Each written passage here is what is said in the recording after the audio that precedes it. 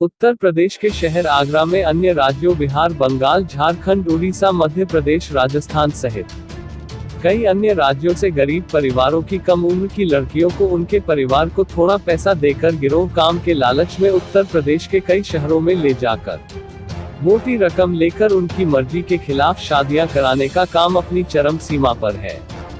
यहाँ बताते चले, आगरा के अलावा अन्य जिलों में भी दूसरे राज्यों से गरीब परिवारों की लड़कियों को लाकर मोटी रकम लेकर अधेड़ उम्र के लोगों के साथ शादियां कराने का धंधा तेजी से फल फूल रहा है। आज आगरा के थाना बसई हरेला के अंतर्गत 3 लड़कियों को एक एनजीओ की मदद से गिरफ्तार किया गया। यह लड़कियां झारखंड, सोनभद्र, मध्य प्रदेश की रहने वाली है। तीनों लड़कियों को एसपी पूर्वी अशोक वेंकट ने अपनी टीम की सहायता से छापा मारकर तीनों गरीब परिवारों की लड़कियों को उनकी इच्छा के विपरीत रहने पर मजबूर करने से निजात दिलाए। उत्तर प्रदेश के कई जिलों में इस तरह के गिरोह बिहार, बंगाल, आसाम, उड़ीसा, राजस्थान, छत्तीसगढ़ और झारखंड के गरीब परिवारों की कम उम्र कमसिन लड़कियों को नौकरी का लालच देकर अपने साथ उत्तर प्रदेश ले आते हैं और फिर शुरू होता है उनकी खरीद फरोख्त की बोली लगने का सिलसिला। बोली लगाने वाले लड़कियों की धर्म जात नहीं देखते, बल्कि लड़कियों की कम उम्र देखकर कीमत लगाते हैं। आगरा पुलिस प्रशासन ने जो सराहनीय कार्य किया है, उसकी क्षेत्र के अलावा जनपद में भी प्रशंसा हो रही है।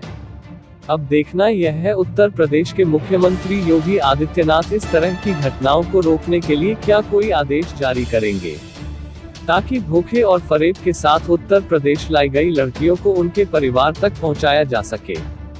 आगरा से दुष्यंत उपाध्याय की रिपोर्ट। मैं एडवोकेट अरुण कुमार गुप्ता हूं और रेस्क्यू फाउंडेशन दिल्ली से हूं। मामला ये हुआ था कि रेस्क्यू फाउंडेशन को और मिशन मुक्ति फाउंडेशन को एक इन्फॉर्मेशन मिली थी। उसमें ये था कि सोनभद्र, मध्य प्रदेश और झारखंड से कुछ लड़कियों को उनको बहला फुसला करके आगरा में लाया जा रहा है और आगरा में ला करके उनको बताया तो गया था कि आपको ऑर्केस्ट्रा में डांस कराना है, लेकिन वो ऑर्केस्ट्रा में डांस नहीं कराना था, उन्हें यहाँ पे ला करके उनकी शादी करानी थी। और ये सारी लड़कियाँ जो रिमोट एरिया से आती हैं और ये आदिवासी और जनजाति समुदाय से हैं। उन्हें कुछ नहीं पता था। जब हम लोगों को पता चला और हम लोगों ने बसई थाने के एसएचओ से जब संपर्क किया, उन्होंने तुरंत एक अपनी टीम दी और उस सारी टीम के साथ जाकर के हम लोगों ने उनका रेस्क्यू किया। रेस्क्यू करने के बाद जब हम लोगों ने उनकी काउंसलिंग की, तो काउंसलिंग में उन्होंने बताया कि हम तो यहाँ पे नाचने के लिए आए थे, लेकिन हम लोग की उन्होंने ज़बरदस्ती शादी कराने का प्रयास किया। ये है मैटर जी। हाँ, ये पूरा मामला खरीद फरोख्त का ही है। वहाँ उनके घर वालों को तो बता के आ गया था कि ये इनको ऑर्केस्ट्रा में डांस करना है, लेकिन दरअसल उन्हें वो बेचने के लिए ही लाए थे। उनकी मर्जी के खिलाफ उनकी ज़बरदस्ती शादी करा दी जाती। और आगरा में भी कुछ ऐसा एक नेटवर्क पता चला है जो उधर से रिमोट एरिया से लड़कियों को लाते हैं और उनकी यहाँ पे शादी करा देते हैं। जैसे जिनकी शादी नहीं है या जिनकी वाइफ मर गई हैं उनको, या एक उनकी वाइफ है फिर भी एक वो डोमेस्टिक सर्वेंट टाइप का उनको मिल जाता है परमानेंट। रेस्क्यू फाउंडेशन दिल्ली है सर। मैं वहाँ का एडवोकेट हूँ, लीगल एडवाइजर हूँ।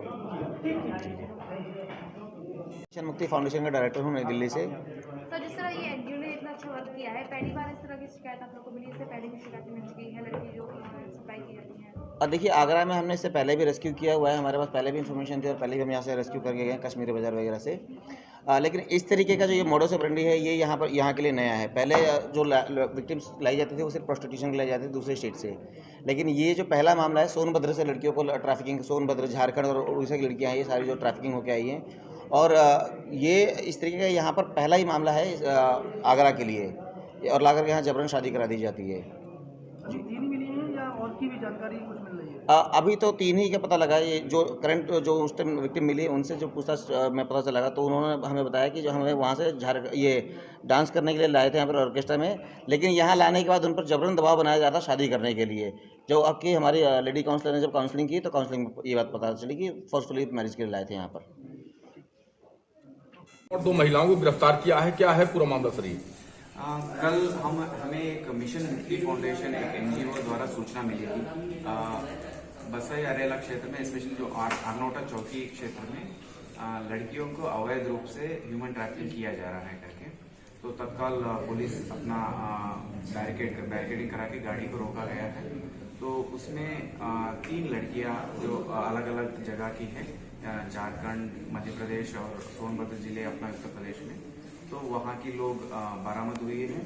और उसमें जो गाड़ी में बाकी लोग जो मुलजिम हैं उन लोगों से बातचीत किया तो पूछताछ करने से ये पता चल रहा है कि ये सोनभद्र क्षेत्र के रहने वाले हैं और एक व्यक्ति मुन्ना लाल अपना बा आगरा क्षेत्र का रहने वाला है। तो इन लोगों को पूछताछ कर और गिरफ्तारी करके अतिरिक्त धाराओं में मुकदमा दर्ज कर अग्रिम कार्रवाई की जा रही है। तरीका सर क्या है इस गिरोह का, किस तरीके से लड़कियों की खरीद फरोख्त करते हैं? जनरली ह्यूमन ट्रैफिकिंग 3 कंडीशंस में होती है, 3 तरीके से होता है। तो 3 भाग होता है बल्कि। तो पहली बात सोर्सिंग करना, मतलब लड़कियां कहाँ से मिलना है, मतलब पिकअप करना है, सोर्सिंग, ट्रांसिट मूवमेंट करना और यहाँ डंप करना, मतलब जहाँ बेचना है या कहीं बेच देना है आगे, वो काम 3 भागों में होता है। इन 3 भागों में यहाँ की जो आगरा में मुन्ना लाल है जो बाग क्षेत्र का रहने वाला है, तो ये काम, ये लोकल का काम मुन्ना लाल देखता है। ट्रांसिट का काम इसमें एक रमेश करके व्यक्ति है, इन्होंने लोगों को मूव करने का काम इनका है। और वहाँ जो महिलाओं को बहला फुसला कर या उठाना और वहाँ लड़कियों को इस तरह से ट्रैप करना, ये काम प्रेमा देवी पत्नी लाल बहादुर और आशा पत्नी अमित, ये दोनों महिलाएं करते हैं। तो इस तरह से ये लोग अपना काम आपस में बांटते हैं और लड़कियों को यहाँ लाते हैं। और यहाँ चाहे शादी का नाम पे हो या तो कहीं और घर पे काम करने का नाम पे हो या तो प्रोस्टिट्यूशन के भी हो, वो कुछ भी हो सकता है, वो आगे बढ़ा देते हैं। क्या बता रहे हैं सर, अब तक कितनी लड़कियों की तस्करी लोग कर चुके हैं? फिलहाल हम 3 लड़कियों को बरामद किया है और पूछताछ किया जा रहा है। विवेचना के दौरान हम और इस तरह की क्या इनका कार्रवाई है, पूर्व में कितने लड़कियों को बरामद, मतलब इस तरह से बेच दिया या ह्यूमन ट्रैफिकिंग किया है, वो हम पता करेंगे। कितने जनपदों में सर नेटवर्क इनका कहाँ फैला हुआ है, कुछ इस बारे में जानकारी हो पाई हो? इनका फिलहाल हम जो पूछताछ है ये पता चला है कि इन लोगों का इटावा, फिरोजाबाद, आगरा, इस तरह से इन लोगों का कार्रवाई चल रहा है। हो सकता है और गैंग्स भी होंगे जो बाकी जिलों में भी कार्रवाई रहा होगा। और जो लड़कियां जहां से आते हैं ये लोग सोनभद्र और रीवा, मध्य प्रदेश और झारखंड की कई जिलों, जो बॉर्डर जिले हैं, वहां से लड़कियों को लाया जाएगा। लड़कियों से बात हुई तो क्या बताते हैं?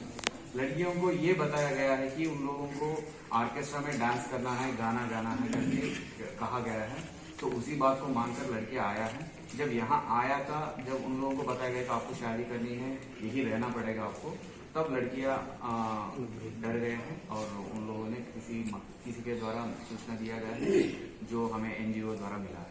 सर, रुपए का लेन देन कितने रुपए का लेन देन वगैरह? अभी ये पूरा चेन है लंबा, तो जितना ये लोग बता रहा है, जो रमेश बता रहा है, तो 50 से 1 लाख तक होता है इनका आपस में। और हो सकता है ये ज्यादा भी हो, कम भी हो। सर, कौन लोगों को लड़कियां भेजी हैं, उनके बारे में कुछ जानकारी है? अभी ये लोग वहां तक पहुंच नहीं पाए हैं, हम बीच में ही गिरफ्तार कर लिया है। वैसे इन लोगों का इस तरीका से होता है, कोई एक चिन्हित जगह होता है, वहां पे जाने के बाद इन लोगों को लोग आके देखते हैं और ऑक्शनिंग तरीका जैसा होता है, तो जो ज्यादा पैसा देता है उनको दिया जाता है। तो जो बहुत ही इनह्यूमन है, तो इस दौरान हम ये लड़कियों को जो बचाया है, इनको हम सही तरीके से अपना वापस सुपुर्द कर देंगे।